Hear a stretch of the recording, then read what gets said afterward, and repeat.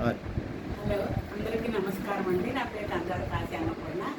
నేను పురుషులు ఎలా ఉండాలి అంటే అన్యోన్య దాంపత్యానికి పురుషులు ఎలా ఉండాలంటే భర్తలు ఎలా ఉండాలో వివరించాను. ఈరోజు భార్యలు ఎలా ఉండాలో వివరిస్తున్నానమ్మా.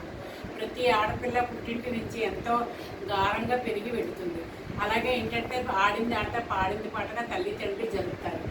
అలాగే వెళుతుంది అత్తవారింటికి. అలాగే ఉండాలని అనుకోద్దాం. ఎందుకంటే అలా ఉండకపోవచ్చు. కొంచెం మీరు అడ్జస్ట్ అవ్వాలమ్మా. దాన్ని ఇగో అంటారు, అహం అంట. అహాన్ని కొంచెం తగ్గించుకుని మీరు మీ భర్తకి అనుకూలంగా ఉన్న అనుకూల దాంపత్యాన్ని 100 ఏళ్ళు కూడా మీరు స్వీకరించాలమ్మా, గ్రహించాలి. అది ఎలా ఉండాలంటే పొద్దున్నే మీరు ఇక్కడ అమ్మగారింట్లో ఎన్ని వేస్తారో అంతగానో 1 గంట ముందు, ఇక్కడ 6ంటికైతే 6ంటికి, 7ంటికైతే కొంచెం ఒక 6:30కి, 8ంటికి అయితే 7 గంటలు, కొంచెం 1 గంట ముందు. అత్తవారి ఇల్లు కదా, కొంచెం 1 గంట ముందు లేచి ఏమ్మా మీరు మీ కాలకృత్యాలు తీర్చుకుని భర్తకు కాఫీ ఇచ్చి గుడ్ మార్నింగ్ చెప్పి, భర్తలు ఎలా ఉండాలో చెప్పారు, వాళ్ళు అలా ఉంటారు. మీరు కూడా ఆ విధంగా ఉండి భర్తల్లో నెగిటివ్ చూడకండి అమ్మా, పాజిటివే చూడండి. అత్తగారు ఉంటే అత్తగారు కూడా నెగిటివ్ చూడకండి.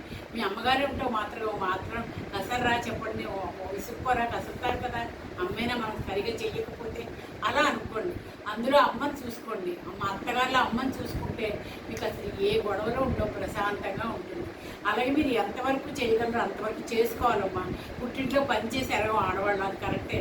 కానీ అత్తింటికి వచ్చి కొంచెం కాఫీ కాసుకోవడం అని, వంట చేసుకోవడం అని, లేదు అత్తగారు వంట చేస్తుంటే వెనకత్తల కూర తరుగు బియ్యం కడుగు సాయం చెయ్యమని చెయ్యాలి.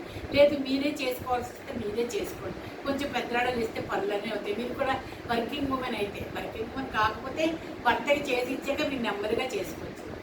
సరేనా? అలాగే కొన్ని ఉంటాయి. మా పెళ్ళి అయిన తర్వాత అత్తవారికి వెళ్ళిన తర్వాత కోడలు ఇలా ఉండాలని వాళ్ళకి ఉంటుంది, నా భార్య ఇలా ఉండాలని భర్తకి ఉంటుంది. అది గ్రహించుకోండి. కొంచెం అది గ్రహించుకుని వాళ్ళకు కొంచెం మీరు అనుకూలంగా ఉంటే వాళ్ళు ఎంతో ప్రేమిస్తారు. మీ ఇద్దరి మధ్యన ప్రేమ ఎక్కువైతే, ప్రేమ బంధం పెరిగితే బంధం గట్టిపడుతుంది. అప్పుడు ఈ విడాకులు ఉండవు, ఏమి ఉండవు. కొంచెం అడ్జస్ట్ అవ్వాలమ్మా. కొంచెం నేను పూర్తిగా అడ్జస్ట్ అయ్యి వాళ్ళు కొట్టినా తిట్టినా పడుండమని ఎప్పుడు చెప్పను. అంత పడాల్సిన అవసరం కూడా లేదు. కానీ కొంచెం కసిరినా విసుక్కున్నా కాస్త సర్దుకోండి. అమ్మ అయితే అందా, నాన్న అయితే అందరా, అలా సర్దుకొని భర్తకి సాయంత్రం అయ్యేటప్పటికి భర్త వచ్చాడని మీకు తెలుసు కదా. మీరు వర్కింగ్ ఉమెన్ కాకపోతే, వర్కింగ్ ఉమెన్ అయితే వచ్చిన తర్వాతే భర్తతో పాటు వస్తారో, ముందు వస్తారో, లేకపోతే 1 గంట తర్వాత వస్తారో నాకు తెలియదు. వచ్చిన తర్వాతే మీరు కొంచెం రెడీ అవ్వడం అంటే స్నానం చేసావు, మొహం కడుక్కున్నాం, శుభ్రం చేయరో, మీరు ఏ డ్రెస్ నైట్ డ్రెస్ ఏదో కట్టుకుని నీట్గా కనిపించాలమ్మా. భర్తకి నీట్గా కనిపించాలి. మనం బయట వాళ్ళకి నీట్గా కనిపించకపోయినా పర్లేదు, మన భర్తకి మాత్రం నీట్గా కనిపించాలి, అందంగా కనిపించాలి. అలా అందంగా మీరు తయారవ్వండి. ఎలాగో అందానికి ఆడవాళ్ళు ప్రిఫరెన్స్ ఇస్తారు. ఆఫీస్కి వెళ్తే అందంగా తయారవుతాం, అందులో డౌట్ లేదు. అలాగే వచ్చిన తర్వాత కూడా ఇల్లే కదా అని కొంచెం ఇదిగా ఉండకండి. కొంచెం అందంగా తయారవ్వండి. ప్రతి భర్త ఇష్టపడతారు. పెళ్ళైన తర్వాత ఇద్దరు పెళ్లి చూపులు చూసుకుని ఇష్టపడే కదా చేసుకున్నారు, కాబట్టి ఇష్టంగానే ఉండండి అమ్మ. అందులో నెగిటివ్ మాత్రం దయచేసి వెతకండి. అలాగే అతను ఏం కూర తింటాడో, అతనికి ఎలా ఉంటే ఇష్టమో అది కొంచెం మీరు తెలుసుకుని ఆ రకంగా మీరు చేయండి. చేస్తే చాలా ఇష్టపడతారు. ఇష్టపడినప్పుడు ఏమవుతుంది, ప్రేమ పెరిగితే బంధం కూడా గట్టిపడుతుంది. అలాగే పిల్లల విషయంలోకి వచ్చేటప్పటికి పిల్లలు అనాలా వద్దని ముందే చూసుకోండి. ఇప్పుడు ఏంటంటే మందులు అది వాడుతుంటే పిల్లలు పుట్టట్లేదు మాకు, కాబట్టి అసలు ఆ ప్రస్తావనే వద్దు. పిల్లలు దేవుడు ఇచ్చిన వరం, మాతృత్వం అనే తల్లికి, ఆడదానికి. ఆ వరాన్ని కాదనుకోకండి. ఎప్పుడు ఇస్తే అప్పుడు భగవంతుడు ఎప్పుడు ఇస్తే అప్పుడు తీసుకోండి. కాదనుకోకుండా దాన్ని కూడా చక్కగా జాగ్రత్తగా కాపాడుకుంటూ ఏమ్మా భర్తకు అనుకూలంగా ఉంటుంది, అత్తమాకి అనుకూలంగా ఉంటుంది. అమ్మ నాన్న అనుకుంటే చాలు. మీకు అప్పుడు ఇక నెగిటివే కనిపించదు. అంతే కదా, అమ్మ తిడుతుంది, అమ్మ విసుక్కుంటుంది కదా, నాన్న కూడా ఏంటి అని ఏదో కసురుతాడు కదా, అలా అనుకోండి. అలానే రోజు అస్తమానం కసిరితే మీరు పడాల్సిన పని లేదమ్మా. నేను కూడా అదే చెప్తున్నాను.